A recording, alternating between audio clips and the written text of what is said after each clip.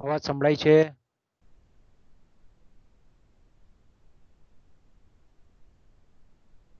ભાવિકા, મિત્તલ, હા સંભળાય છે ને કમ્પ્લીટ? સારું, ચાલો આપણે ચાલુ કરીએ. હા,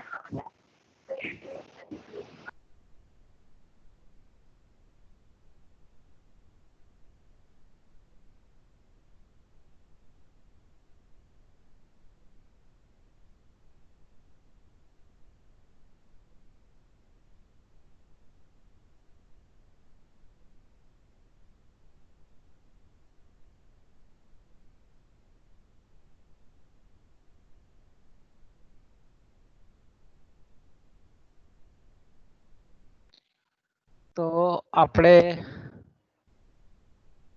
અટકેલા હતા કે સંચાલકીય અર્થશાસ્ત્રી ની જવાબદારીઓ, આપણે એના કાર્યો જોયા કે સંચાલકીય અર્થશાસ્ત્રીએ પેઢીને અસર કરતા જે કંઈ પણ આંતરિક પરિબળો છે અને બાહ્ય પરિબળો છે એનો વિગતે અભ્યાસ કરી, સૂક્ષ્મતાથી અભ્યાસ કરી, પેઢીને અસર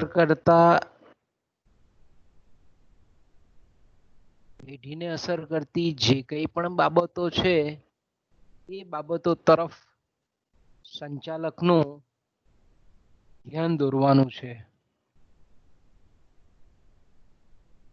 એટલે આપણે એમ કહી શકીએ કે સંચાલકીય અર્થશાસ્ત્રી એ ત્યારે જ પોતાના કાર્યો ખૂબ સરસ રીતે નિભાવી શકે કે જ્યારે એ એની જવાબદારીઓથી વાકેફ હોય.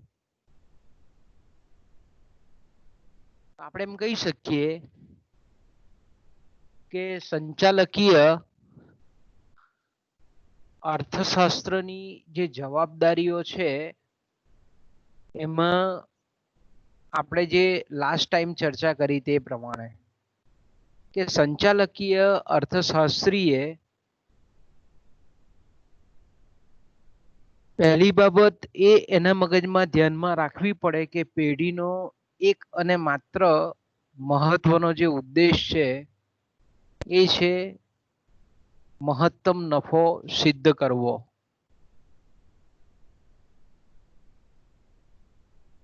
એટલે મહત્તમ નફો સિદ્ધ કરવા માટે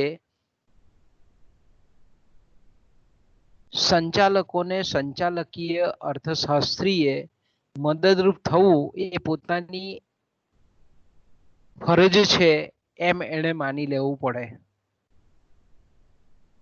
બીજા અર્થમાં કહીએ તો અર્થશાસ્ત્રી મેં કીધું ને કે કોઈ પણ ગ્રંથિથી પીડાતો હોવો જોઈએ નહીં. તટસ્થ રીતે અભ્યાસકીય જે કંઈ પણ આંકડાકીય, અભ્યાસકીય જે કંઈ પણ એણે અહેવાલો તૈયાર કરેલા છે એનો ખૂબ જ સરળતાથી સરળ શબ્દોમાં સંચાલકો સમજી શકે એવી ભાષામાં સંચાલક સમક્ષ રજૂ કરવાના છે. ઘણી વખત એ જે કંઈ પણ સંચાલકીય અર્થશાસ્ત્રીએ જે અભ્યાસો કરેલા છે, જે તાલીમ લીધેલી છે એ ઘણી વખત એને ગેરમાર્ગે દોરવાની કોશિશ ઇન્ટરનલી આંતરિક રીતે થતી હોય. ઘણી વખત આપણે એમ કહીએ છીએ કે પેઢીની અંદર ઘણા એવા હોદ્દેદારો હોય છે, ઘણા એવા એના કલીગ હોય છે, ઘણા એના સહકર્મીઓ હોય છે, તેના તરફથી ઘણી એની ટીકા પણ થતી હોય. એનાથી સંચાલકીય અર્થશાસ્ત્રીએ ચલિત થવાનું નથી. પરંતુ આપણે એમ કહીએ કે એકદમ ન્યુટ્રલ લઈને, તટસ્થ રહીને પેઢીના લક્ષ્યાંકો છે, હેતુઓ છે, એની સિદ્ધિ માટે સંચાલકોને મદદરૂપ થવાનું છે. આ એની પહેલી રિસ્પોન્સિબિલિટી છે. એ આ જવાબદારી સમજશે તો જ એના કાર્યો બરાબર રીતે બજાવી શકશે. બીજી એની જે જવાબદારી છે કે પેઢીના મોટા ભાગના નિર્ણયો કેવા છે તો કે ભવિષ્યને સ્પર્શતા હોય, ફ્યુચરને સ્પર્શતા હોય. આપણે કીધું તે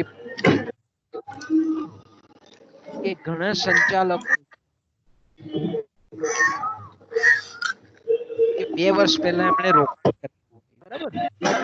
2 વર્ષ પહેલા એણે ધારો કે રોકાણ કર્યું છે, હમણાં ધારો કે 2020-21 ચાલે છે, એમણે ધારો કે 18-19 ક્યાં તો માની લો કે 19-20 માં એણે મૂડી રોકાણ કરેલું છે. આપણે જોઈએ છે ને હાઈવે પર કે અમુક જગ્યાએ જતા હોય તો આપણને મોટા મોટા પ્રોજેક્ટો આપણને સ્થગિત થયેલી અવસ્થામાં જોવા મળે છે. એ લોકોને કલ્પના નહીં હતી કે ભાઈ અમે જે અત્યારે આ મૂડીરોકાણ 2 વર્ષ પહેલા કરેલું છે તે અત્યારના સંજોગોમાં સ્થગિત થશે, એટલે કે 2020 અને 2021 માં એ સ્થગિત થશે, અમારો પ્રોજેક્ટ અટકશે. એવું લોકો ક્યારે પણ આપણે એમ કહીએ ને કે એવું ક્યારે પણ મનમાં વિચારેલું નહીં હશે. એ લોકોએ જ્યારે ભૂતકાળમાં 2 વર્ષ પહેલાના જે કંઈ પણ નિર્ણયો લીધા હશે એમાં એને એમ જ હશે કે ભવિષ્યમાં આવી કોઈ સમસ્યાઓ નડશે નહીં, પણ આપણે જોઈએ છીએ તે પ્રમાણે કે સંચાલક જ્યારે કોઈ પણ નિર્ણય લેતા હોય છે તો તેની એને ખબર નથી હોતી કે કેવી અસર ભવિષ્યમાં થશે. એટલે વર્તમાન સમયના જે એના નિર્ણયો છે તે ભવિષ્યને અસર કરતા હોય, ભવિષ્યથી અસર પામતા હોય, સ્પર્શતા હોય ભવિષ્યને. એટલે આપણે એમ કહીએ કે ટૂંકમાં ભવિષ્ય જે છે તે કેવું છે? અનિશ્ચિતતાઓથી ભરપૂર છે. અને આપણે એમ કહીએ કે જો ભવિષ્ય અનિશ્ચિત હોય તો સ્વાભાવિક છે કે સંચાલકો જે કંઈ પણ આપણે એમ કહીએ કે જે કંઈ પણ નિર્ણયો લેતા હોય તે બી સ્વાભાવિક છે કે અનિશ્ચિત રહેવાનું. તો આપણે એમ કહીએ કે આવી અનિશ્ચિતતા વાળી પરિસ્થિતિ હોય, આવી જોખમી પરિસ્થિતિ હોય તો તેવા સંજોગોમાં સંચાલકીય અર્થશાસ્ત્રીની મહત્વની એ જવાબદારી બને કે સંચાલકો જે કંઈ પણ નિર્ણયો લે છે એમાં એ સાચા ઠરે. એની જે આગાહીઓ છે, અભ્યાસના અંતે કરેલી પ્રાપ્ત કરેલી જે આગાહીઓ છે, જે કંઈ પણ એક્સટ્રેક્શન છે, એના જે કંઈ પણ તારણો છે એ ધંધાકીય અનિશ્ચિતતાઓનું જોખમ ઘટાડે એવી એણે આગાહીઓ કરવી પડે, અને એ આગાહીઓ અનુસાર સંચાલકો નિર્ણય લેતા હોય. એટલે આપણે એમ કહીએ કે ભવિષ્ય અનિશ્ચિતતા વાળું છે, એ ધંધાકીય અનિશ્ચિતતાઓ જોખમો વાળા ભવિષ્યમાં સાચી આગાહીઓ કરી અને પેઢીનું જે આયોજનનું કામ છે, પેઢીનું જે કંઈ પણ નીતિ વિષયક કામ છે એ સરળ બને એ માટે સંચાલકો સમક્ષ એણે કહેવાનું છે કે ભાઈ અત્યારનું જે વલણ છે આટલા આટલા વલણો છે, એ માંગ અંગેના વલણ હોઈ શકે, ખર્ચ અંગેના વલણ હોઈ શકે, બજાર હિસ્સા અંગેના વલણ હોઈ શકે, સરકારી નીતિ અંગેના વલણ હોઈ શકે, કે ભાઈ આ વલણો છે તે પ્રવર્તમાન સંજોગોમાં એઝ ઇટ ઇઝ યથાવત રીતે ચાલુ રહેશે. ઘણી વખત એના અભ્યાસ દરમિયાન એને એવું જોવા મળે કે આટલા વલણોમાં અમુક વલણોમાં ધારો કે ફેરફાર થવાની શક્યતા છે. ધારો કે પ્રવર્તમાન પરિસ્થિતિ વિચારીએ કે હમણાં આપણે જોઈએ છીએ તે પ્રમાણે કે કૃષિ ક્ષેત્ર હોય કે ઔદ્યોગિક ક્ષેત્ર હોય કે સેવા ક્ષેત્ર હોય, એ તમામમાં આપણે એમ કહીએ કે વૃદ્ધિ દર અને વિકાસનો દર અત્યારના સંજોગોમાં છેલ્લા 6 મહિનાથી આપણને ઘટેલો જોવા મળે છે.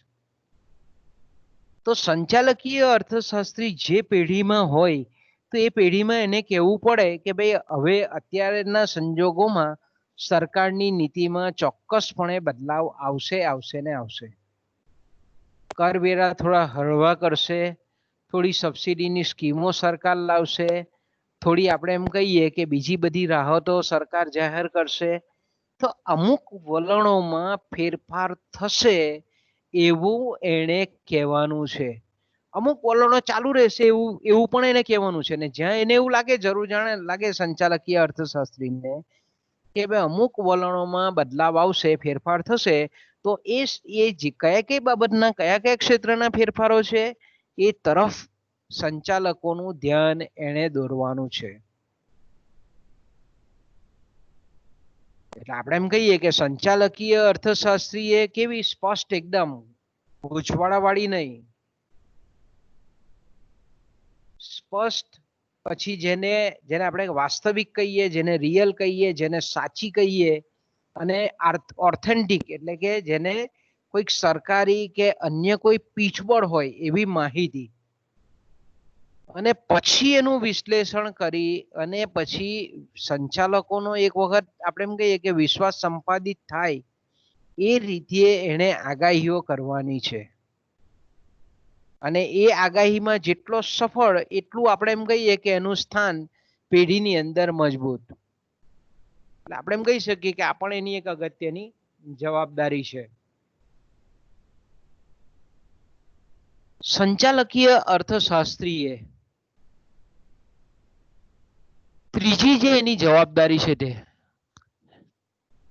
ઘણી વખત આપણે કહીએ છીએ કે ભાઈ સંચાલક છે તે એકદમ આધારભૂત માહિતી, આંકડાશાસ્ત્રની કે ઘણી બધી પદ્ધતિઓનો ઉપયોગ કરી અને સંશોધનો કરતો હોય, અને જે કંઈ પણ આપણે એમ કહીએ ને કે એ જે સંશોધનના જે તારણો છે એ સંચાલક સમક્ષ એ ધારો કે એને મૂક્યા હોય,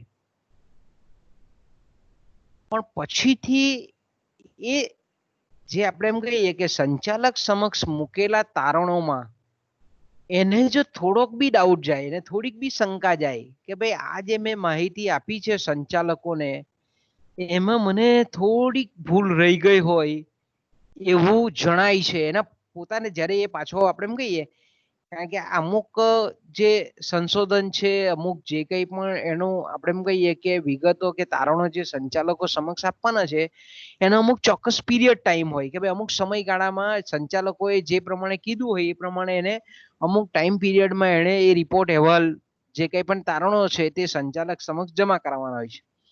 હવે ઘણી વખત એને એ જે સમયગાળો છે એમાં બરાબર કોન્સન્ટ્રેશન પૂર્વક એકદમ એકાગ્ર રીતે એને સંશોધન કર્યું હોય, માહિતી સાચી લીધેલી હોય, બધી જ રીતે એને કમ્પ્લીટ અભ્યાસ કર્યો હોય, અને પછી આપણે એમ કહીએ કે એના તારણો સંચાલક સમક્ષ મૂકે અને પછી એને એવું લાગે કે મેં આ જે માહિતી સંચાલકોને આપેલી છે એમાં કંઈક ક્ષતિ રહી જાય એવું છે, અને આ ક્ષતિયુક્ત જો મેં માહિતી આપેલી હોય અને સંચાલકો જો નિર્ણય લે એની પર તો પેઢીને મોટું નુકસાન જાય એવું છે, તો આપણે એમ કહીએ કે તરત જ એણે પોતાની પ્રતિષ્ઠાને જોખમમાં મૂકી સંચાલક સમક્ષ નિખાલસપણે એકરાર કરવાનો છે કે સર અમારથી આ ભૂલ થઈ ગઈ છે, હું તમને 1-2 દિવસમાં એ જે મેં તારણો આપેલા છે એનું પુનઃ સંશોધન કરું છું અને હું ફરીથી તમને આનો રિપોર્ટ સબમિટ કરાવું છું. એટલે આપણે એમ કહીએ કે જેથી કરીને માહિતીમાં એને કોઈ ખોટી છે, અધૂરી છે, અપૂરતી છે, ખોટી માહિતી છે એવું જો ધ્યાનમાં આવે અને એ મનમાં ને મનમાં જો રાખી મૂકે અને સંચાલકો એના આધારે જો કોઈક નિર્ણય લઈ લે તો આપણે એમ કહીએ કે પેઢીને બહુ મોટું નુકસાન જવાની શક્યતા હોય. એટલે સંચાલકીય અર્થશાસ્ત્રી કેવો હોવો જોઈએ? નિખાલસ હોવો જોઈએ. કે એક વખત ભૂલ થાય, માણસ છે એટલે ભૂલ થવાની. તો એવા સંજોગોમાં આપણે એમ કહીએ કે સંચાલકીય અર્થશાસ્ત્રીએ સંચાલકોની આપણે એમ કહીએ કે તરત મીટિંગ બોલાવવી પડે અને મીટિંગમાં જેટલા પણ સંચાલકો છે, સંચાલક મંડળ છે, એ જે ગવર્નિંગ બોડી છે એની સામે એને પોતાનું પ્રેઝન્ટેશન રજૂ કરવાનું છે કે મેં આટલો સર્વે કર્યું છે, આટલું સર્ચ કર્યું છે, આટલું સંશોધન કરેલું છે, મને એવું પોતાને લાગે છે કે મારી અહીંયા કંઈક ક્ષતિ રહી જાય છે, એટલે તમને જો વાંધો ન હોય, અત્યારે કોઈ પણ આપણે ડિસિઝન લેતા પહેલા હું તમને એટલું કહેવા માંગુ છું કે આમાં મને ભૂલ છે એવું મને લાગે છે, તો હું એનું રેક્ટિફિકેશન કરી, એમાં સુધારણા કરી અને ફરીથી તમને 2 દિવસ પછી આ મીટિંગ, આ સંશોધનનો, આ અભ્યાસનું તમને તારણ આપું છું. તો આવી આપણે એમ કહીએ કે આ જવાબદારીનું કામ છે, કારણ કે એક જ એનો નિર્ણય એણે જે કંઈ પણ અભ્યાસ આપેલો છે એના આધારે સંચાલકો નિર્ણય લેતા હોય. અને નિર્ણય જો આપણે એમ કહીએ કે માહિતી એનો બેઝ જો ખોટો હોય, પાયો જો ખોટો હોય, તો તેવા સંજોગોમાં આપણે એમ ચોક્કસ કહી શકીએ કે પેઢીને ખોટ જાય ને જાય. તો આપણે એમ કહીએ કે એક વખત પેઢીને એ સંશોધનના આધારે પેઢીના સંચાલકોએ જે કંઈ પણ નિર્ણય લીધો હોય અને જો પેઢીને ખોટ જતી હોય, તો તેવા સંજોગોમાં આપણે એમ કહીએ કે સંચાલકીય અર્થશાસ્ત્રી એ સંચાલક મંડળ સામે પોતાની પ્રતિષ્ઠા ગુમાવે છે. એટલે એણે તરત જ જવાબદારીપૂર્ણ એણે સંચાલકોને કહેવું પડે કે ભાઈ આ મારી ભૂલ થઈ ગઈ છે, હું તમને આ ભૂલ સુધારીને આપું છું. તો એની જવાબદારી છે. બીજી એની એક અગત્યની જવાબદારી છે કે સંચાલકીય અર્થશાસ્ત્રીએ માત્ર આપણે એમ કહીએ કે અભ્યાસ તો કરવાનો જ છે. એણે અલગ અલગ આપણે એમ કહીએ કે જે કંઈ પણ પુસ્તકો છે, સંદર્ભ ગ્રંથો છે, પછી આપણે એમ કહીએ કે ઇન્ટરનેટ પરની ઘણી વેબસાઇટો છે, આ બધું તો અભ્યાસ કરવાનો જ છે. પણ રિયલ જગત, જે વાસ્તવિક જગત છે, એની જે વ્યક્તિઓ છે અને આવી બીજી આપણે એમ કહીએ કે જે સંસ્થાઓ છે, આ સંસ્થાઓના સતત સંપર્કમાં એણે રહેવાનું છે. સતત સંપર્કમાં રહેવાનું છે.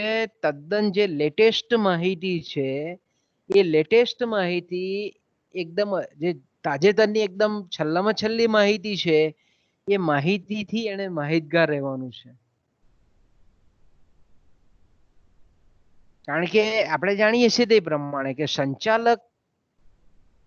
સંચાલકો છે તે બહુ બિઝી વ્યક્તિઓ છે, કેવા વ્યસ્ત વ્યક્તિઓ છે. અને ઘણી વખત આપણે એમ કહીએ કે આવી જે વ્યાવસાયિક સંસ્થાઓ છે, આવી જે આપણે એમ કહીએ કે મંડળો છે, અથવા તો આપણે કહીએ કે વ્યક્તિઓ છે, તેના સંપર્કમાં રહેવાનો કદાચ એને ટાઈમ ના હોય, તો તેવા સંજોગોમાં આપણે કહીએ કે સંચાલકીય અર્થશાસ્ત્રીએ આ સંસ્થાઓમાં પોતાનું સભ્યપદ નોંધાવવાનું છે. ઘણી બધી આપણે એમ કહીએ ને કે વ્યક્તિઓ, ઘણી બધી વ્યક્તિઓ એટલે કેવી વ્યક્તિ? દાખલા તરીકે આપણે એમ કહીએ કે કોઈક ચાર્ટર્ડ એકાઉન્ટન્ટ છે, બરાબર? ચાર્ટર્ડ એકાઉન્ટન્ટ છે, એ આપણે જાણીએ છીએ કે ચાર્ટર્ડ એકાઉન્ટન્ટ એ કરવેરાનો બહુ નિષ્ણાંત વ્યક્તિ હોય, એને બધી જ ખબર હોય. સરકારની જે કંઈ પણ કરવેરા નીતિ છે એમાં પરિવર્તન આવે તો ચાર્ટર્ડ એકાઉન્ટન્ટ જે છે એ લોકોને એનાથી તદ્દન એકદમ લેટેસ્ટમાં લેટેસ્ટ સરકારના જે કંઈ પણ કરવેરા વ્યવસાયિક નીતિના જે કંઈ પણ ફેરફારો છે એનાથી અવગત હોય. તો સંચાલકીય અર્થશાસ્ત્રીય આવી જે વ્યક્તિઓ છે, એ આપણે એમ કહીએ કે સીએ છે, ઇવન આપણે એમ કહીએ કે કોઈક આવી ઊંચા લેવલની સરકારી વ્યક્તિ છે, કોઈક વૈજ્ઞાનિક છે, કોઈક આપણે એમ કહીએ કે કાયદાનો જાણકાર વ્યક્તિ છે, કોઈક આપણે એમ કહીએ કે મંડળનો પ્રમુખ છે. દાખલા તરીકે આપણે એમ કહીએ કે દરેક રાજ્યમાં, દરેક જિલ્લામાં આપણે એમ કહીએ કે ઔદ્યોગિક એસોસિએશન હોય, ઇન્ડસ્ટ્રીયલ એસોસિએશન હોય. દાખલા તરીકે આપણે દક્ષિણ ગુજરાતમાં છે તો આપણે કહીએ કે દક્ષિણ Gujarat chambers of commerce and industry, આવું એક આપણે એમ કહીએ કે એક ચેમ્બર્સ છે, એટલે કે એક એસોસિએશન છે. તો એ એસોસિએશનમાં શું હોય કે ભાઈ કોઈ પણ ધંધામાં નવીન ટેકનોલોજી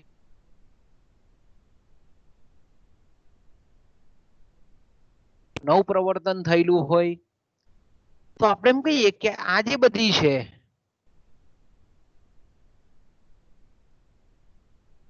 આ બધી જે વ્યક્તિઓ છે, આપણે એમ કહીએ કે આ બધી જે વ્યક્તિઓ છે, આ બધી જે સંસ્થાઓ છે, એના સંપર્કમાં એને રહેવાનું છે. કે ધારો કે આપણે એમ કહીએ કે હીરા ઉદ્યોગ ની કોઈ પેઢી છે અને હીરા ઉદ્યોગનો કોઈ સંચાલક છે. હવે સંચાલક બીજી છે, તો તેવા સંજોગોમાં એ હીરા ઉદ્યોગની પેઢીનો જે સંચાલકીય અર્થશાસ્ત્રી છે, એને ડાયમંડ એસોસિએશન છે કે ડાયમંડને લગતી જેટલી પણ સંસ્થાઓ છે એના સતત સંપર્કમાં રહેવાનું છે. હવે સંપર્કમાં રહેવાનું છે એટલે હું પાછું આપણે એમ કહીએ કે ત્યાંથી અટકવાનું નથી. એને વ્યક્તિઓ અને સંસ્થાઓના સતત સંપર્કમાં રહીને આધારભૂત માહિતી એકત્ર કરવાની છે અને પોતે જે પેઢીમાં નોકરી કરે છે, પોતે જે પેઢીમાં પોતે જે ફરજ બજાવે છે, સેવા બજાવે છે, એને એ માહિતી કેટલી ઉપયોગી છે, એ માહિતીને લીધે કેટલો નફો વધી શકે એવો છે પોતાની પેઢીનો, પોતે જે પેઢીમાં નોકરી કરે છે તેનો ખર્ચ કેટલો ઘટી શકે એવો છે, બજાર હિસ્સો કેટલો વધી શકે છે, આ બધી માહિતી એને એમાંથી તારવવાની છે કે ભાઈ આપણે અત્યારે આપણી પેઢીમાં આ મશીનો ચાલે છે, એની જગ્યાએ લેટેસ્ટ મશીનો હમણાં તાજેતરમાં આવેલા છે, એની ઉત્પાદકતા આટલી છે, એની કિંમત એટલી છે, એનો વીજળીનો વપરાશ આટલો છે, એના પર આટલા કારીગરો કામ કરી શકે છે, એનો સરેરાશ ખર્ચ આટલો છે, એ મશીન પર જો 1 એકમનું ઉત્પાદન કરવામાં આવે તો આવી માહિતી સંચાલકોને આપવાની છે. એટલે સંચાલક કેવો છે? વ્યસ્ત માણસ છે. કારણ કે આજે મુંબઈ છે તો કાલે ન્યુયોર્ક છે તો ત્રીજે દિવસે બેલ્જિયમ છે, ચોથે દિવસે જાપાન છે. આપણે જોઈએ છીએ કે મુકેશ અંબાણી છે કે રતન ટાટા છે કે આદિત્ય બિરલા છે, આ બધા કેવા સંચાલકો છે? તો કેવા બહુ બિઝી સંચાલકો છે, એ લોકો પાસે ટાઈમ નથી. પણ આવા જે આપણે એમ કહીએ ને કે સંચાલકીય અર્થશાસ્ત્રીઓ જેવા વ્યક્તિઓ છે પેઢીની અંદર, તે બધું સર્ચ કરીને ખાલી એના મેઇન તારણો મોકલે છે સંચાલકોને. એટલે સંચાલક તરત એના પરથી બહુ ટૂંક સમયમાં એ લોકો નિર્ણય લઈ લે કે ભાઈ આણે વ્યક્તિએ અભ્યાસ કરેલો છે એટલે એના પરથી ડિસિઝન તરત લઈ લે. બીજું આપણે એમ કહીએ કે અલગ અલગ સંસ્થાઓ દ્વારા જે કંઈ પણ મેગેઝિનો હોય, જે કંઈ પણ રિપોર્ટ હોય, સરકારનું પબ્લિકેશન હોય, આ બધાનું એણે સભ્યપદ નોંધાવવાનું છે. ઇવન આપણે એમ કહીએ કે શ્રમિકોના મંડળ હોય, લેબર યુનિયન હોય, એ લેબર યુનિયનમાં પણ એણે પોતાનું સભ્યપદ નોંધાવવાનું છે. કારણ કે લેબર છે, શ્રમિક છે, તો શ્રમિકના કયા પ્રશ્નો છે, શ્રમિક કેવું વિચારે છે, શ્રમિકના વેતન અંગેના વલણો કેવા છે, શ્રમિકોને જે સુવિધા મળે છે એ લોકો અંગે એની કલ્યાણકારી યોજના વિશે શ્રમિક મંડળમાં શું ચર્ચા થાય છે, એનાથી પણ એણે અવગત રહેવાનું છે. અને એ અવગત લીધા પછી એ આપણે એમ કહીએ કે સંચાલક સમક્ષ એની માહિતી આપવાની છે. તો આપણે એમ કહીએ કે આ પણ એની એક અગત્યની જવાબદારી છે. ખાલી આપણે એમ કહીએ કે એને માત્ર ને માત્ર વાંચન કરીને નહીં, પણ રિયલ જગતના જે લોકો છે, અનુભવી વ્યક્તિઓ છે, નિષ્ણાંત વ્યક્તિઓ છે, કાબેલ વ્યક્તિઓ છે, એના સતત સંપર્કમાં રહેવાનું છે. અને છેલ્લું આપણે એમ કહીએ કે એની છેલ્લી જે જવાબદારી છે તે કે નિર્ણયકરણ અને ભાવિ આયોજનની પ્રક્રિયાઓમાં એ પોતે એકદમ સફળતાપૂર્વક કામગીરી જે છે એ અદા કરવા માટે આપણે એમ કહીએ કે સંચાલકીય અર્થશાસ્ત્રીએ પેઢીના સંચાલક મંડળમાં અન્ય સભ્ય જેટલો જ સંપૂર્ણ દરજ્જો હાંસલ કરવો જોઈએ. એટલે આપણે એમ કહીએ કે જેને આપણે બોર્ડ ઓફ ડિરેક્ટર્સ કહીએ છીએ, બરાબર, જેને આપણે સંચાલક મંડળની બોડી કહીએ છીએ, જેને આપણે ગવર્નિંગ બોડી કહીએ છીએ, જેને આપણે પેઢીનું સંચાલન કરનાર જે મંડળ કહીએ છીએ, બોર્ડ કહીએ છીએ જેને આપણે, તો આપણે એમ કહીએ કે આમાં પોતાના આપણે એમ કહીએ કે પોતાનો માનસભર પોતાનો જે દરજ્જો છે એને સંચાલકીય અર્થશાસ્ત્રીએ સંચાલક મંડળમાં ઉભો કરવાનો છે. હવે એ ઉભો ક્યારે કરી શકે? તો કે ભાઈ એ પોતે ઇન્ટેલેક્ચ્યુઅલ હોય એ તો જરૂરી જ છે, એણે અલગ અલગ પ્રકારની તાલીમ લીધું હોય તે પણ જરૂરી છે, પણ માત્ર આપણે એમ કહીએ કે બુદ્ધિમત્તાને તાલીમ પર જ નહીં, પણ એની પર્સનાલિટી કેવી છે, એની ડેવલપમેન્ટ કેવું છે, એનું વ્યક્તિત્વ કેવું પ્રભાવશાળી છે, એના ભૂતકાળના અભ્યાસો કેવા છે, એણે પોતાના વિચારો કે અભિપ્રાયો જે સંચાલકોને આપેલા છે એનાથી પેઢીને કેટલો લાભ થયેલો છે.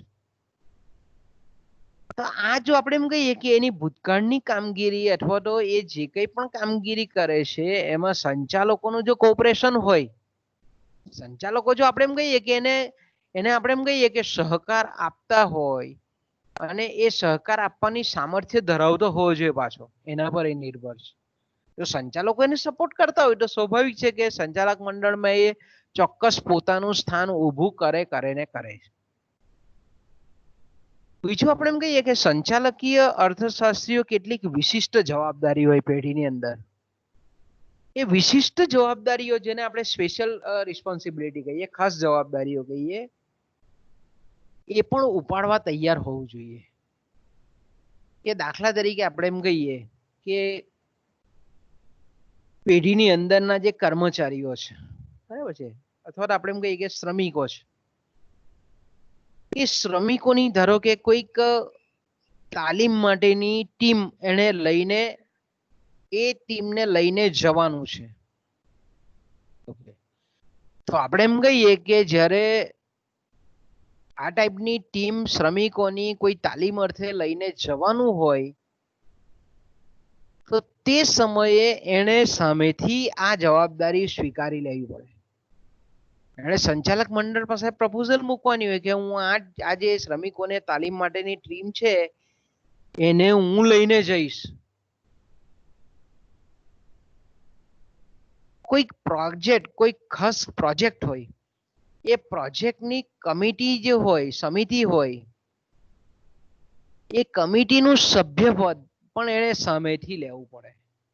એ પ્રોજેક્ટની હું આગેવાની હું લઉં છું, એનું પ્રતિનિધિત્વ હું લઉં છું, અને આ અંગેનો પ્રોજેક્ટ ખૂબ વ્યવસ્થિત રીતે પેઢીના જે કંઈ પણ લક્ષ્યાંકો છે તેને ધ્યાનમાં રાખીને પ્રોજેક્ટ અંગેની કામગીરી હું બજાવીશ, એવું એને સામેથી સ્વીકારવાનું છે.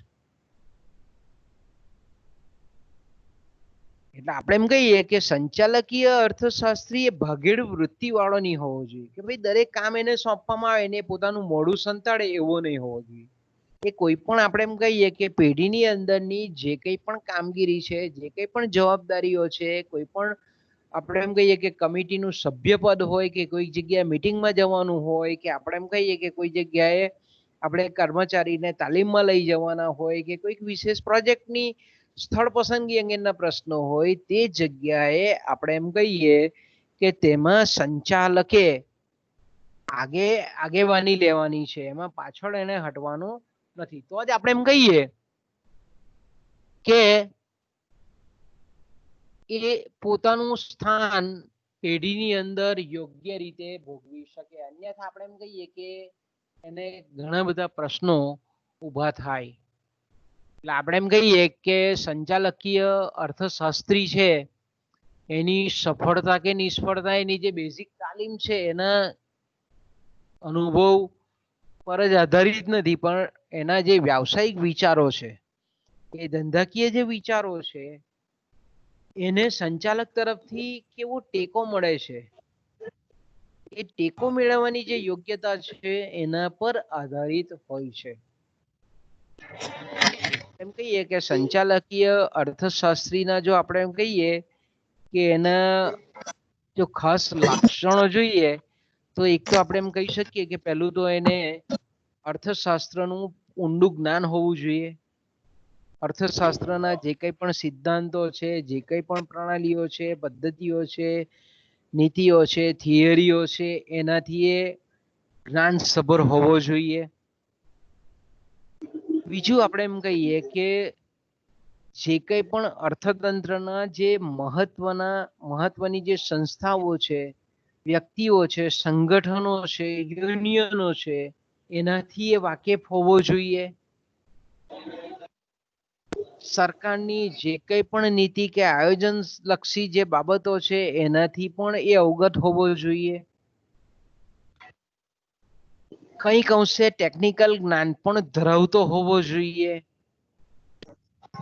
એક વિશ્લેષણાત્મક વ્યાવસાયિક એપ્રોચ ધરાવનાર વ્યક્તિ હોવો જોઈએ.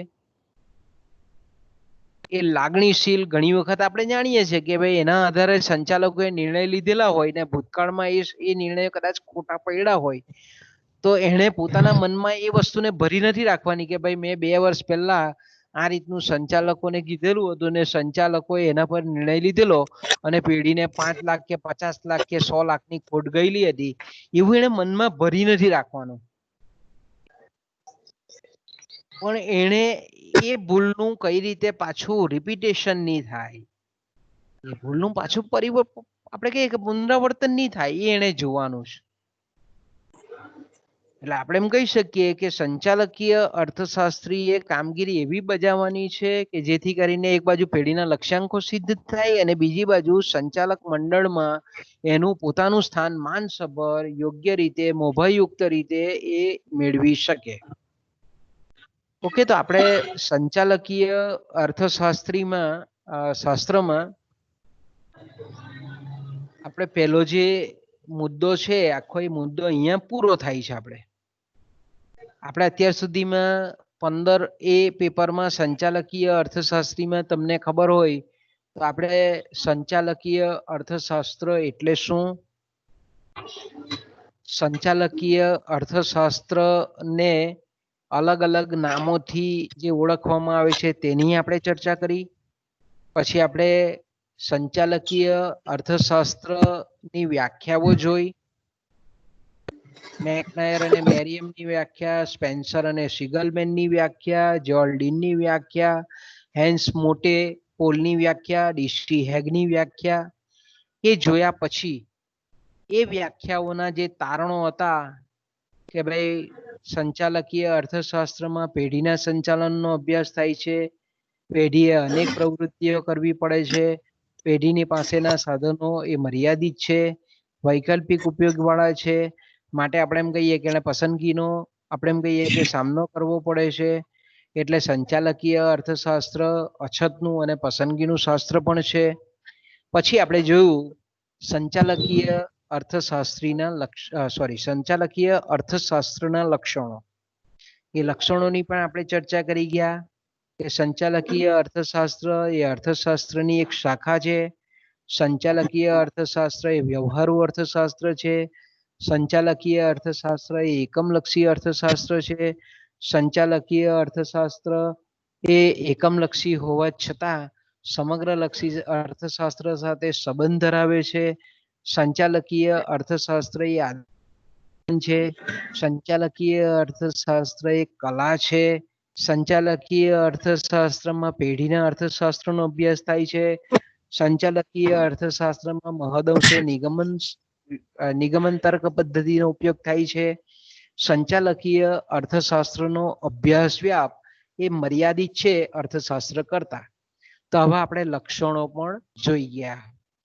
ત્યાર પછી આપણે જોયું સંચાલકીય અર્થશાસ્ત્રનું અભ્યાસ ક્ષેત્ર, કાર્યક્ષેત્ર કે જેને આપણે વિષય વસ્તુ કહીએ છીએ. તો કે ભાઈ સંચાલકીય અર્થશાસ્ત્રમાં આપણે જોયું તે પ્રમાણે કે સાધનોની ફાળવણીનો પ્રશ્ન છે, માલ નિર્ધારણનો પ્રશ્ન છે, પછી કાચા માલ સામાન અથવા માલ સામાનનો સંગ્રહ છે, પછી આવે છે માંગ વિશ્લેષણ, માંગ આગાહી, ખર્ચ અને ઉત્પાદન વિશ્લેષણ, કિંમત નિર્ધારણના પ્રશ્નો આપણે જોયા, નફાનું આયોજન અને નફાનું પ્રમાણ, કાર્યલક્ષી સંશોધન કાર્ય, મૂડી અંદાજપત્ર. આપણે આ બધી બાબતો એના કાર્યક્ષેત્રમાં સંચાલકીય અર્થશાસ્ત્રના કાર્યક્ષેત્રમાં એનો સમાવેશ થાય છે. ત્યાર પછી જોયું આપણે નિર્ણયકરણ અને ભાવિ આયોજન. નિર્ણયકરણ કોને કહેવાય, નિર્ણયકરણના જે પ્રક્રિયાના 5 તબક્કાઓ જોયા આપણે કે હેતુ સ્પષ્ટ થવો, સમસ્યાની અંગે આપણે કહીએ સમસ્યા ધ્યાન પર આવવી, સમસ્યા અંગેના જે કંઈ પણ શક્ય ઉકેલો છે તે ધ્યાન પર લાવવા, દરેક ઉકેલની આપણે કહીએ કે સમીક્ષા કરવી, તુલના કરવી, અને પછી આવે છે વિકલ્પ, જે પસંદ કરેલો વિકલ્પ છે, જે લીધેલો નિર્ણય છે તેનું આપણે એમ કહીએ કે અમલીકરણ. પછી ભાવિ આયોજનમાં જોયું આપણે કે વર્તમાન સમયમાં ભવિષ્યને લગતું જે કંઈ પણ સંચાલન સંબંધી આયોજન છે તેને આપણે ભાવિ આયોજન કહીએ છીએ, પૂર્વ આયોજન કહીએ છીએ, ફ્યુચર પ્લાનિંગ કહીએ છીએ. ટૂંકા ગાળાનું આયોજન અને લાંબા ગાળાનું આયોજન, તાત્કાલિક આયોજન ને ધૈર્યપૂર્ણનું આયોજન, એ પણ આપણે જોઈ ગયા. અને છેલ્લો મુદ્દો આપણે જોયો તે પ્રમાણે કે સંચાલકીય અર્થશાસ્ત્રીના કાર્યો અને જવાબદારીઓ. બરાબર છે. તો અહીંયા આપણે સંચાલકીય અર્થશાસ્ત્ર જે આપણું પેપર છે એને વિરામ આપીએ અને આપણે પેપર જે આપણું 11 છે, બરાબર, 11 જે પેપર છે એ આપણે ચાલુ કરીએ આજે.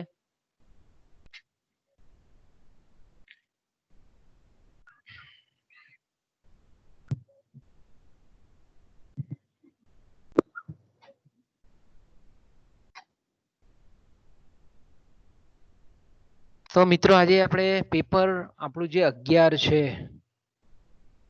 એ 11 આપણને ખબર છે તે પ્રમાણે એનું નામ છે સમગ્રલક્ષી અર્થશાસ્ત્ર.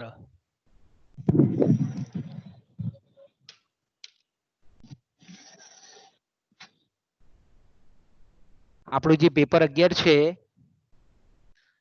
તે છે સમગ્રલક્ષી અર્થશાસ્ત્ર,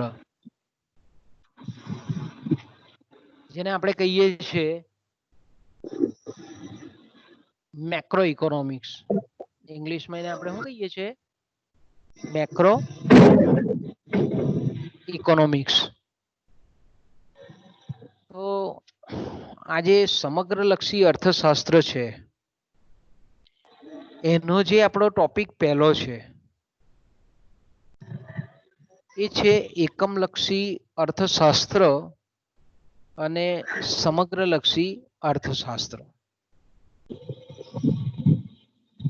આમ તો આપણે ફર્સ્ટ યરમાં FI BA માં આ વિશે આપણે થોડું સમજી ગયેલા છે, પાછું અહીંયા રિપીટ થાય છે વસ્તુ. તો સામાન્ય રીતે આપણે જાણીએ છીએ તે પ્રમાણે કે કોઈ પણ પ્રકારનું વિજ્ઞાન હોય, બરાબર, કોઈ પણ પ્રકારનું વિજ્ઞાન કે જેને આપણે શાસ્ત્ર કહીએ છીએ. હવે આ વિજ્ઞાનનો મુખ્ય હેતુ શું હોય? તો કે ભાઈ જ્ઞાન પ્રાપ્તિનો મુખ્ય હેતુ હોય. હવે ધારો કે એ વિજ્ઞાન એ પ્રાકૃતિક હોય. પ્રાકૃતિક એટલે જેને આપણે વાસ્તવિક વિજ્ઞાન કહીએ છીએ. ભૌતિક વિજ્ઞાન છે, રસાયણ વિજ્ઞાન છે, જીવ વિજ્ઞાન છે. આ બધા જે વિજ્ઞાનો છે તે કેવા છે? જેને આપણે પ્રાકૃતિક વિજ્ઞાન કહીએ છીએ, નેચરલ સાયન્સ કહીએ છીએ, અને વાસ્તવિક વિજ્ઞાન કહીએ છીએ. તો વિજ્ઞાન પ્રાકૃતિક હોય કે પછી સામાજિક હોય. અર્થશાસ્ત્ર છે, સમાજશાસ્ત્ર છે, રાજ્યશાસ્ત્ર છે, માનસશાસ્ત્ર છે. આ બધા કેવા શાસ્ત્રો છે? જેને આપણે સામાજિક વિજ્ઞાન કહીએ છીએ. આપણે એમ કહીએ કે સામાજિક વિજ્ઞાન છે તો કોઈ પણ વિજ્ઞાન હોય, મેં કીધું કે પ્રાકૃતિક હોય, વાસ્તવિક હોય કે સામાજિક વિજ્ઞાન હોય, એમાં સામાન્ય રીતે આપણે એમ કહીએ કે જે નિયમો તારવવામાં આવે છે. દરેક વિજ્ઞાનમાં શું કરવામાં આવે છે કે ભાઈ નિયમો તારવવામાં આવે છે. દાખલા તરીકે આપણે એમ કહીએ કે ભાઈ અર્થશાસ્ત્ર છે, તો અર્થશાસ્ત્રમાં આપણે એમ કહીએ કે ઘણા બધા નિયમો તારવવામાં આવે છે કે ભાઈ માંગનો નિયમ છે, પુરવઠાનો નિયમ છે, સીમાંત ખર્ચ અંગેનો નિયમ છે, કિંમત નિર્ધારણ અંગેના નિયમો છે, મૂલ્યના સિદ્ધાંતો છે, ઉત્પાદનના સાધનોના આપણે એમ કહીએ કે વળતરના નિયમો છે, સીમાંત વહેંચણીનો નિયમ છે, સીમાંત ઉત્પાદકતાનો નિયમ છે. આ બધા નિયમો આપણે તારવીએ છીએ, જેને આપણે સિદ્ધાંતો કહીએ છીએ, જેને ઇંગ્લિશમાં આપણે પ્રિન્સિપલ્સ કહીએ છીએ. તો સામાન્ય રીતે આપણે એમ કહીએ કે વિજ્ઞાન એટલે શું થાય? તો કે કોઈ પણ બાબતનું પદ્ધતિસરનું જ્ઞાન એટલે વિજ્ઞાન. તો આપણે વિજ્ઞાનમાં શું કરીએ છીએ? તો કે ભાઈ કોઈ પણ જે ઘટના બને, જે બનાવ બને, એનું આપણે અમુક પદ્ધતિ દ્વારા પહેલા સૌપ્રથમ વિશ્લેષણ કરવામાં આવે. ત્યાર પછી એ ઘટના જે બનેલી છે, જે બનાવ બનેલો છે, એ કયા કારણસર બન્યો એનો આપણે સંબંધ તપાસીએ છીએ. અને પછી અંતે આપણે એમ કહીએ કે નિયમ સિદ્ધાંત તારવવામાં આવે છે. તો આપણે એમ કહીએ કે કોઈ પણ વિજ્ઞાનમાં જ્યારે કોઈ પણ સિદ્ધાંતની રચના કરવામાં આવતી હોય, થિયરીની રચના કરવામાં આવતી હોય કે નિયમ તારવવામાં આવતો હોય, તો એના 3 તબક્કા મુખ્ય છે. પહેલો તબક્કો છે સમસ્યાની રજૂઆત, પ્રશ્નની રજૂઆત. કે દાખલા તરીકે આપણે એમ કહીએ કે સોનાની કિંમત સ્થાનિક બજારમાં અને આંતરરાષ્ટ્રીય બજારમાં કેમ જુદી જુદી છે? કે ભાઈ ભારતમાં સોનાના ભાવ 40,000 રૂપિયે તોલો છે, આંતરરાષ્ટ્રીય બજારમાં આપણે એમ કહીએ કે એ સોનાના ભાવ 20,000 રૂપિયે તોલો છે. તો આવું કેમ? બીજું આપણે એમ કહીએ કે અત્યારે ભારતમાં રોજગારીનો દર ખૂબ ઓછો છે. જો પહેલા આપણે એમ કહીએ કે સમસ્યાની રજૂઆત એટલે નિયમ તારવતી વખતે પહેલો જે આપણે કહીએ કે એના 3 તબક્કા છે. પહેલો તબક્કો છે પ્રશ્નની સમસ્યાની રજૂઆત. હવે આપણે અર્થશાસ્ત્ર છે, સમાજશાસ્ત્ર હોય તો સામાજિક પ્રશ્ન હોય, મનોવિજ્ઞાન હોય તો માનસિક પ્રશ્ન હોય, અર્થશાસ્ત્ર છે એટલે આર્થિક પ્રશ્ન છે, આર્થિક સમસ્યા છે કે ભાઈ રોજગારીનું પ્રમાણ હાલમાં કેમ ઓછું છે, વેતનના દર શા માટે ઓછા છે, પછી આપણે એમ કહીએ કે ભાવ વધારો કેમ આપણને જોવા મળે છે, ખેત પેદાશોને કેમ પૂરતા ભાવ નથી મળતા, આંતરરાષ્ટ્રીય વેપારનું પ્રમાણ કેમ અત્યારે ઘટી ગયેલું છે, અત્યારે મૂડીરોકાણ આપણે એમ કહીએ કે કેમ શેર બજારમાં ઓછું છે, કે વાસ્તવિક મૂડીરોકાણ કેમ ઓછું છે. તો આ જે બધા છે તેને આપણે સમસ્યાઓ કહીએ છીએ, એને આપણે આર્થિક પ્રશ્નો કહીએ છીએ. હવે બીજો તબક્કો જે છે નિયમ તારવવાનો, જેને આપણે વૈજ્ઞાનિક પદ્ધતિથી સિદ્ધાંતની રચના કરવામાં આવે છે, એનો જે બીજો તબક્કો છે કે પ્રશ્નની એક વખત રજૂઆત થઈ જાય, સમસ્યા આઈડેન્ટિફાઈ થઈ જાય, પ્રશ્નની ઓળખ છતી થઈ જાય, પછી આવે છે એ બનાવ બનવા પાછળનું બનાવ શા માટે બન્યો એનું વિશ્લેષણ કરવાનું. હવે જે બનાવ બનેલો છે એ બનાવના વિશ્લેષણ માટે જે ઘટના બનેલી છે, જે સમસ્યા ઊભી થયેલી છે, એના વિશ્લેષણ માટે જુદી જુદી પદ્ધતિઓનો ઉપયોગ કરવામાં આવે. જેમ કે ડિડક્ટિવ મેથડ, જેને આપણે નિગમન પદ્ધતિ કહીએ છીએ, જેને આપણે વ્યાપ્તિ પદ્ધતિ કહીએ છીએ, જેને આપણે ઇન્ડક્ટિવ મેથડ કહીએ છીએ. એ જ રીતે આપણે એમ કહીએ કે એકમલક્ષી વિશ્લેષણ પદ્ધતિ, સમગ્રલક્ષી વિશ્લેષણ પદ્ધતિ, સમયલક્ષી વિશ્લેષણ પદ્ધતિ, સ્થિરલક્ષી વિશ્લેષણ પદ્ધતિ, ગતિશીલ વિશ્લેષણ પદ્ધતિ. એ જ રીતે આપણે એમ કહીએ કે ખંડ ક્ષેત્રીય પદ્ધતિ, બૃહદલક્ષી વિશ્લેષણ પદ્ધતિ. ઘણી બધી પદ્ધતિઓ આપણે એમ કહીએ ને એ ઘણી બધી પદ્ધતિઓ દ્વારા આપણે એમાં સીમાંત પદ્ધતિ પણ આવી શકે છે, એમાં સર્વગ્રાહી પદ્ધતિ પણ આવી શકે છે, એમાં આપણે એમ કહીએ કે સ્થિર પદ્ધતિ સ્થૈતિક વિશ્લેષણ પણ આવી શકે, શૈતિક વિશ્લેષણ. તો કે આવી ઘણી બધી પદ્ધતિઓ દ્વારા આપણે એમ કહીએ કે એ જે ઘટના બનેલી છે, જે બનાવ બનેલો છે, એનું વિશ્લેષણ કરવાનું હોય છે. પછી ત્રીજું જે આવે છે કે જે ઘટના બનેલી છે તે કયા કારણથી બનેલી છે અને એનું પરિણામ શું છે, એ અંગેની સમજૂતી આપતો એટલે કે કાર્યકારણનો સંબંધ દર્શાવતો નિયમ તારવવામાં આવે છે. પહેલું બીજું આપણે એમ કહીએ કે બનાવનું જ્યારે વિશ્લેષણ કરવામાં આવે છે તો ઘણા બધા આપણને એના આપણે કહીએ કે વિકલ્પો ઉપલબ્ધ હોય કે ભાઈ અત્યારે રોજગારીનું પ્રમાણ ઘટેલું છે તો કેટલા પરિબળો છે, તો કે 10 પરિબળો એવા છે કે જે અત્યારે રોજગારી ઘટાડે છે. તો આપણે એમ કહીએ કે કયું પરિબળ કાર્યકારણના સંબંધને સ્થાપિત કરે છે, કે કયા કારણોસર આપણે એમ કહીએ કે રોજગારીનું પ્રમાણ ઘટે છે, એને ચકાસતા એની પ્રત્યક્ષ સાબિતી અને પરોક્ષ સાબિતીની રીત દ્વારા અંતે નિયમ તારવવામાં આવે છે. બધા જ વિકલ્પોને ક્રમશર તપાસી અને પછી એક ચોક્કસ તારણ પર આવીએ છીએ કે ભાઈ રોજગારીનું પ્રમાણ એટલા માટે ઓછું છે, આંતરરાષ્ટ્રીય બજારમાં ભાવ સસ્તા કેમ છે સ્થાનિક બજાર કરતા, રાષ્ટ્રીય બજાર કરતા. પછી આપણે એના એક ચોક્કસ નિયમ તારવીએ છીએ કે આ નિયમ અનુસાર આ ઘટના બનેલી છે.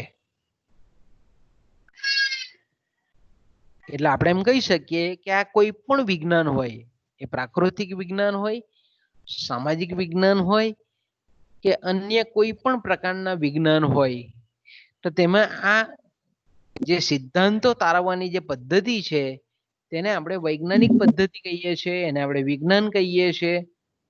તો આપણે એમ કહીએ કે આ નિયમો જ્યારે તારવવામાં આવે ત્યારે આપણે કેટલાક અનુમાનો બી કરીએ છીએ, કેટલીક ઘટનાઓ આપણે કહીએ કે કેટલીક ધારણાઓ પણ કરવામાં આવે છે. અને ધારણાઓના સંદર્ભમાં આપણે એમ કહીએ કે ઉપરની જે પદ્ધતિઓ મેં જે કંઈ પણ બોલી ગયો એ પદ્ધતિઓ દ્વારા એની તપાસણી કરવામાં આવે અને પછી આપણે એમ કહીએ કે કાર્યકારણનો સંબંધ તારવવામાં આવે છે. તો આપણે એમ કહીએ કે ભાઈ અર્થશાસ્ત્ર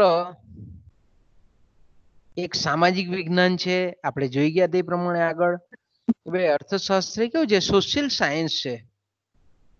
એટલે સામાન્ય રીતે આપણે એમ કહીએ કે અર્થશાસ્ત્ર એક સામાજિક વિજ્ઞાન છે, સમાજશાસ્ત્ર છે. તેથી આપણે એમ કહીએ કે કોઈ એકાદ વ્યક્તિના વર્તન કરતા સમગ્ર સમાજનું વર્તન એ વધારે મહત્વનું છે. એટલે આપણે એમ કહી શકીએ કે અર્થશાસ્ત્રમાં જ્યારે કોઈ પણ નિયમની તારવણી કરવામાં આવતી હોય ત્યારે બે પદ્ધતિઓ ખાસ કરીને ઉપયોગમાં આવે છે. એમાં પહેલી જે પદ્ધતિ છે તેને આપણે એકમલક્ષી વિશ્લેષણ પદ્ધતિ કહીએ છીએ અને એના પર જે રચાયેલું શાસ્ત્ર છે તેને આપણે એકમલક્ષી અર્થશાસ્ત્ર કહીએ છીએ. આપણે માર્શલે આપેલું તે બરાબર. માર્શલનું જે શાસ્ત્ર છે એ કયું છે તો કે માર્શલે આપેલું શાસ્ત્ર છે તે આપણે એકમલક્ષી વિશ્લેષણ પદ્ધતિ પર આપેલું એકમલક્ષી અર્થશાસ્ત્ર છે. તો આપણે એમ કહીએ કે માર્શલે આપેલું જે શાસ્ત્ર છે તે એકમલક્ષી અર્થશાસ્ત્ર છે, જ્યારે કેન્સે આપેલું જે શાસ્ત્ર છે તેને આપણે સમગ્રલક્ષી અર્થશાસ્ત્ર કહીએ છીએ અને જે પદ્ધતિનો ઉપયોગ કરેલો છે એને આપણે સમગ્રલક્ષી વિશ્લેષણ પદ્ધતિ કહીએ છીએ. તો આપણે એમ કહીએ કે આપણો જે પહેલો ટોપિક છે તે કે ભાઈ એકમલક્ષી અર્થશાસ્ત્ર એટલે શું, એકમલક્ષી આર્થિક વિશ્લેષણ કોને કહેવાય, સૂક્ષ્મલક્ષી આર્થિક વિશ્લેષણ એટલે શું, વ્યક્તિલક્ષી આર્થિક વિશ્લેષણ અર્થશાસ્ત્ર એકમલક્ષી અર્થશાસ્ત્રને સૂક્ષ્મલક્ષી વ્યક્તિલક્ષી આર્થિક વિશ્લેષણ તરીકે પણ ઓળખવામાં આવે છે. તો આપણે પહેલા એનો અર્થ જોઈશું, પછી એનું જે કંઈ પણ કાર્યક્ષેત્ર છે એ કાર્યક્ષેત્રની ચર્ચા કરીશું, પછી એનો જે અભ્યાસ કરવામાં આવે છે એ અભ્યાસનું એટલે કઈ કઈ બાબતોનો એનો અભ્યાસ કરવામાં આવે છે, પછી એના અભ્યાસનું મહત્વ શું છે અને એની મર્યાદાઓ કઈ કઈ છે એ આપણે અહીંયા પછી સમજીશું. તો પહેલા આપણે વાકેફ છે બધા તે પ્રમાણે. ચાલો મને કોઈ જવાબ આપશે કે ભાઈ એકમલક્ષી અર્થશાસ્ત્ર કોને કહેવાય?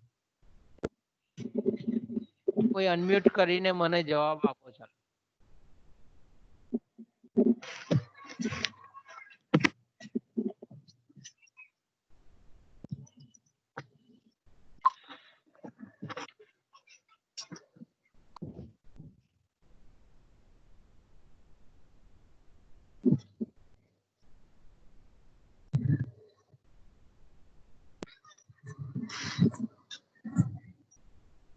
બોલો બાળકો.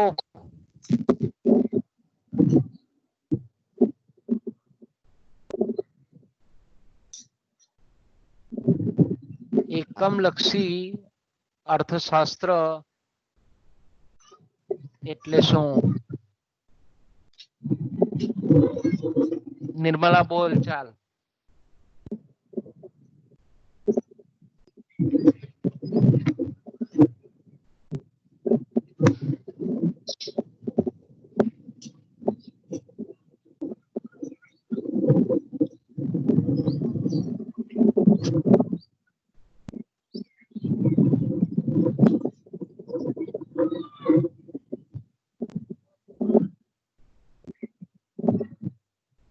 એફઆઈ માં આવી ગયું છે આપણે. સર. હા બોલો બોલો. એકમલક્ષી અર્થશાસ્ત્ર કોને કહેવાય?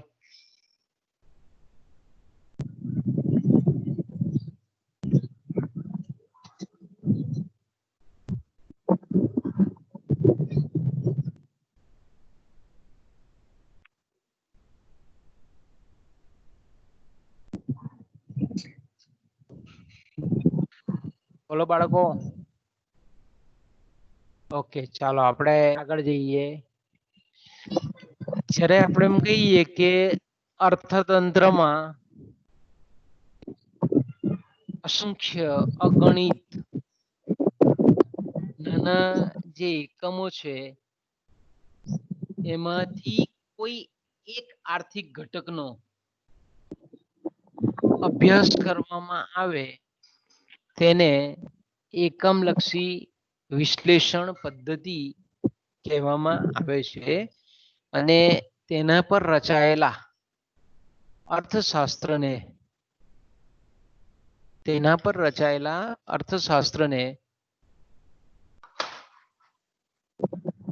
એકમલક્ષી અર્થશાસ્ત્ર કહેવામાં આવે છે.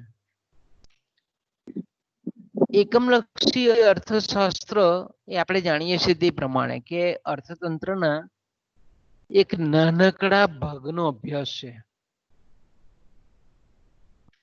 આપણે એમ કહીએ કે પ્રોફેસર જે મેકોનલ છે, મેકોનલ એવું કહે છે કે એકમલક્ષી અર્થશાસ્ત્ર ને વિશિષ્ટ આર્થિક એકમોની સાથે નિસ્બત છે. એકમલક્ષી અર્થશાસ્ત્રને વિશિષ્ટ આર્થિક એકમો સાથે નિસ્બત છે. એમાં વ્યક્તિગત આર્થિક એકમોના વર્તનનો ઊંડાણથી અભ્યાસ કરવામાં આવે છે. અહીંયા જો બરાબર શબ્દો બરાબર હું એટલે શબ્દ બોલું છું, કોઈ અક્ષર બોલું છું. એકમલક્ષી અર્થશાસ્ત્રને વિશિષ્ટ આર્થિક એકમો સાથે નિસ્બત છે. એમાં વ્યક્તિગત આર્થિક એકમોના વર્તનનો ઊંડાણથી અભ્યાસ કરવામાં આવે છે.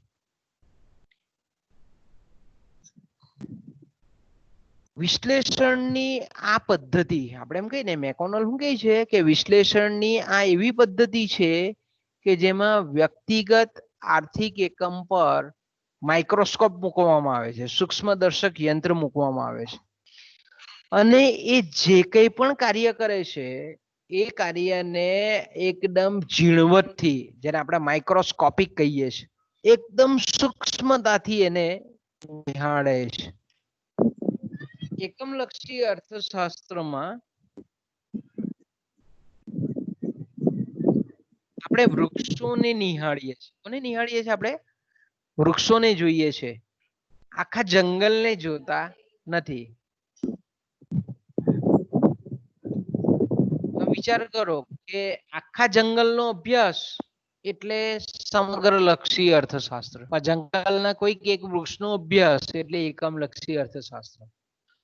હવે અહીંયા આપણે કહીએ છીએ કે વ્યક્તિગત આર્થિક એકમ પર એકદમ માઇક્રોસ્કોપિક, એટલે દાખલા તરીકે આપણે કહીએ કે વ્યક્તિગત આર્થિક એકમ એટલે હું, તો કે દાખલા તરીકે કોઈક એક ગ્રાહક, બધા ગ્રાહકો, કોઈ એક જ ગ્રાહક, કોઈ એક જ પેઢી, કોઈ એક જ વસ્તુની કિંમત,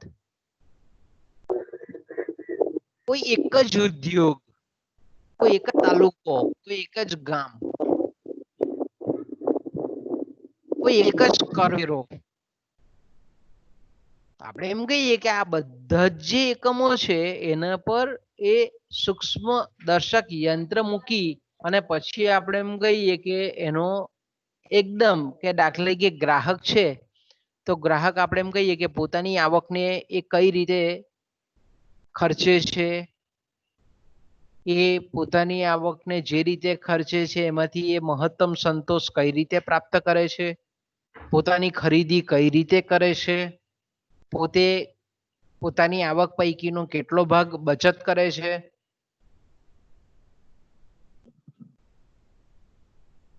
એટલે આપણે એમ કહીએ કે એક વ્યક્તિનો અભ્યાસ કરવામાં એટલે વ્યક્તિના વર્તનનો એકદમ ઊંડાણથી અભ્યાસ કરવામાં આવે. જે કંઈ પણ સમતુલા પ્રાપ્ત કરે છે એ સમતુલાને એકદમ ઝીણવટથી નિહાળવામાં આવે છે. એ જ રીતે આપણે કોઈક પેઢી હોય તો પેઢીના સંદર્ભમાં પણ આપણે કરી શકીએ કે એક પેઢી કઈ રીતે ઉત્પાદનના સાધનો ગોઠવે છે, કઈ રીતે સંયોજે છે, કઈ વસ્તુનું ઉત્પાદન કરે છે, કઈ વસ્તુને વેચવા માટે મૂકે છે, એની કિંમત શું નિર્ધારિત કરે છે, કયા બજારમાં વેચે છે, પેઢી કેટલી બચત કરે છે, પેઢીનો નફાનો દર કેટલો છે, પેઢી એના શેર હોલ્ડરોને કેટલું ડિવિડન્ડ આપે છે, વગેરે વગેરે વગેરે. ઓકે, બીજા એક અર્થશાસ્ત્રી છે એમએલ શેઠ, આપણા ભારતીય વિવેચક છે, અર્થશાસ્ત્રી છે.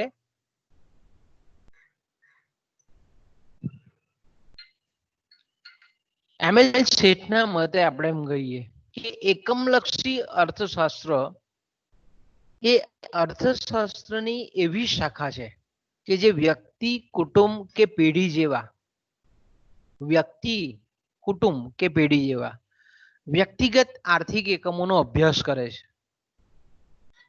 તે કોઈ એક એકમનો અભ્યાસ છે, એકમોના સમૂહનો નહીં. જો એક જ એકમનો અભ્યાસ છે. આખો જે પેઢીઓનો અભ્યાસ નથી, એક પેઢીનો, વ્યક્તિઓનો નહીં, કુટુંબોનો નહીં, એક કુટુંબ એક વ્યક્તિનો અભ્યાસ. એટલે આપણે એમ કહી શકીએ કે એકમલક્ષી વિશ્લેષણ પદ્ધતિ એટલે ગ્રાહક કે પેઢી જેવા કોઈ નાના એકમના વર્તનની સમજૂતી દ્વારા, આવા કોઈ પણ એકમના વર્તનની સમજૂતી દ્વારા સમગ્ર અર્થતંત્રના ગ્રાહકો અને બધી જ પેઢીના વર્તનની સમજૂતી રજૂ કરવાની પદ્ધતિ. કોઈ એક પેઢીના વર્તન પરથી શું કરવામાં આવે? એનું સામાન્યકરણ કરવામાં આવે કે ભાઈ દરેક આખા અર્થતંત્રની તમામે તમામ પેઢીઓ આ જ રીતે વર્તન કરતી હશે, એવું જે તારવવાની પદ્ધતિ છે તેને આપણે એકમલક્ષી આર્થિક વિશ્લેષણ પદ્ધતિ અથવા તો એને આપણે એકમલક્ષી અર્થશાસ્ત્ર કહીએ છીએ. પ્રોફેસર બુલ્ડિંગ આપણે જાણીએ છીએ તે પ્રમાણે કે એકમલક્ષી અર્થશાસ્ત્રમાં અમુક ચોક્કસ પેઢી, ચોક્કસ શબ્દ છે, જો અમુક ચોક્કસ પેઢી, એ ભાઈ બજારમાં ખૂબ પેઢીઓ છે, પણ આપણે ખાલી ટાટા કંપનીનો અભ્યાસ કરવા માંગતા હોઈએ, આપણે રિલાયન્સનો ખાલી અભ્યાસ કરવા માંગતા હોઈએ, આપણે ઘણી બધી સુગર ફેક્ટરી હોય છે, આપણે ધારીખેડા સુગરનો ખાલી અભ્યાસ કરવા માંગતા હોય, તો અમુક ચોક્કસ પેઢી, અમુક ચોક્કસ ઉદ્યોગ, ઘણા બધા ઉદ્યોગો છે, કાપડ ઉદ્યોગ છે, કાગળ ઉદ્યોગ છે, કોમ્પ્યુટર ઉદ્યોગ છે, ખાંડ ઉદ્યોગ છે, લોખંડ ઉદ્યોગ છે, મેટલ ઉદ્યોગ છે, કેમિકલ ઉદ્યોગ છે. એમાંથી જ્યારે કોઈ એક માત્ર ઉદ્યોગનો આપણે અભ્યાસ કરવા માંગતા હોઈએ,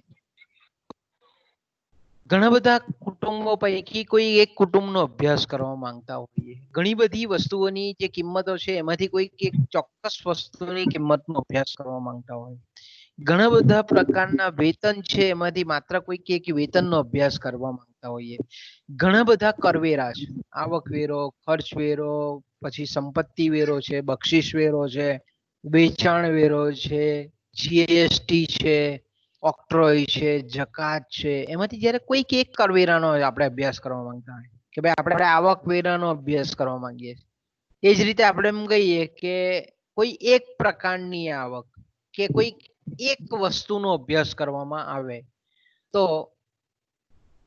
તેને આપણે એકમલક્ષી આર્થિક વિશ્લેષણ કહીએ છીએ. અને તેમાં આપણે જાણીએ છીએ તે પ્રમાણે કે આર્થિક નિર્ણય લેતા એકમના વર્તનનો અભ્યાસ કરવામાં આવે છે. આમ એકમલક્ષી અર્થશાસ્ત્રમાં કોઈ એક ગ્રાહક કે વ્યક્તિની આવક, ખર્ચ, બચત, માંગ, વસ્તુની કયા ભાવે ખરીદી કરે છે, પોતાની આવક કઈ રીતે જુદી જુદી વસ્તુઓ પર ખર્ચે છે, એનો અહીંયા અભ્યાસ કરવામાં આવે છે.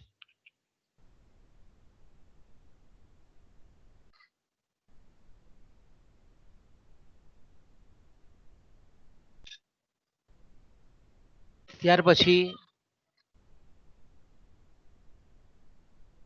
એકમલક્ષી અર્થશાસ્ત્રનું અભ્યાસ ક્ષેત્ર. આ વ્યાખ્યાઓ જોયા પછી એકમલક્ષી અર્થશાસ્ત્રનું જે અભ્યાસ ક્ષેત્ર છે, કાર્યક્ષેત્ર છે, એના આપણે એમ કહીએ કે મહત્વના જે 3 સિદ્ધાંતો છે એના અભ્યાસ ક્ષેત્રના, એક તો આવે છે, પહેલો સિદ્ધાંત છે વસ્તુનું મૂલ્ય નિર્ધારણ, કે કોઈ પણ વસ્તુની કિંમત કઈ રીતે નક્કી થાય છે, એ વસ્તુ મૂલ્ય નિર્ધારણના સિદ્ધાંતની અહીંયા આપણે સમજૂતી મેળવીએ છીએ. પછી આવે છે સાધનોનું મૂલ્ય નિર્ધારણ, પછી શું આવે છે તો કે ભાઈ સાધનોનું મૂલ્ય નિર્ધારણ.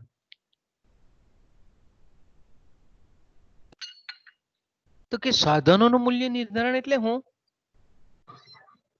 તો કે ભાઈ જમીનને કઈ રીતે ભાડું નક્કી થાય છે, શ્રમિકને કઈ રીતે વેતન આપવામાં આવે છે, મૂડી પર કેટલું વ્યાજ ચૂકવવામાં આવે છે, કયા દરે વ્યાજ ચૂકવવામાં આવે છે, અને નિયોજકને ફાળે કેટલો નફો આવે છે.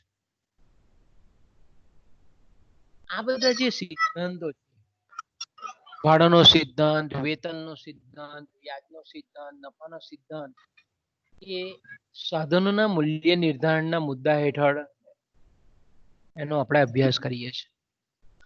અને ત્રીજો જે સિદ્ધાંત છે એને આપણે આર્થિક કલ્યાણનો સિદ્ધાંત કહીએ છીએ. એટલે આપણે એમ કહીએ કે જે સામાજિક કુલ કલ્યાણ છે તે વ્યક્તિગત કઈ રીતે ફળવાય છે. એટલે આપણે એમ કહીએ કે કુલ સામાજિક કલ્યાણ વધતું હોય તો તેની સાથે સાથે વ્યક્તિગત આર્થિક કલ્યાણ પણ વધે છે કે કેમ, એ તપાસતો જે સિદ્ધાંત છે તેને આપણે આર્થિક કલ્યાણનો સિદ્ધાંત કહીએ. તેનો પણ અહીંયા આપણે અભ્યાસ કરીએ છીએ. પછી આવે છે માંગનો સિદ્ધાંત. એટલે એ વસ્તુના મૂલ્ય નિર્ધારણ સિદ્ધાંતની પેટા શાખા છે. એમાં માંગનો સિદ્ધાંત આવે છે અને ઉત્પાદન અને ખર્ચનો સિદ્ધાંતનો સમાવેશ થાય છે. તો આપણે એમ કહીએ કે એનું કાર્યક્ષેત્ર એ આ પ્રકારનું છે. પછી આવે છે આપણે કહીએ તો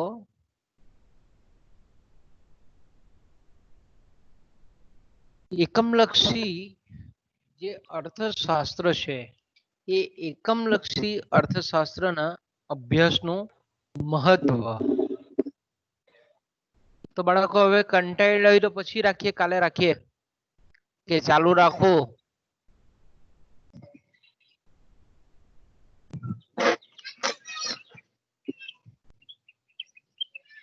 રિતેશ, મિત્તલ, હર્ષિદા, માઇક ઓન કરીને જવાબ આપો. આપણે કન્ટિન્યુઅસ રાખવું છે કે કંટાળા થાય કે આવે? કૃપા, કીર્તિ, નિર્મલા,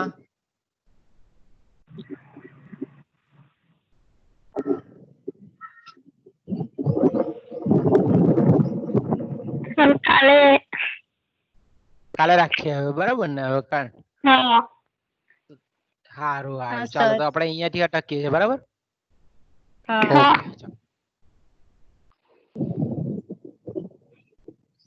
સર હમણાં ખરો કરે કરે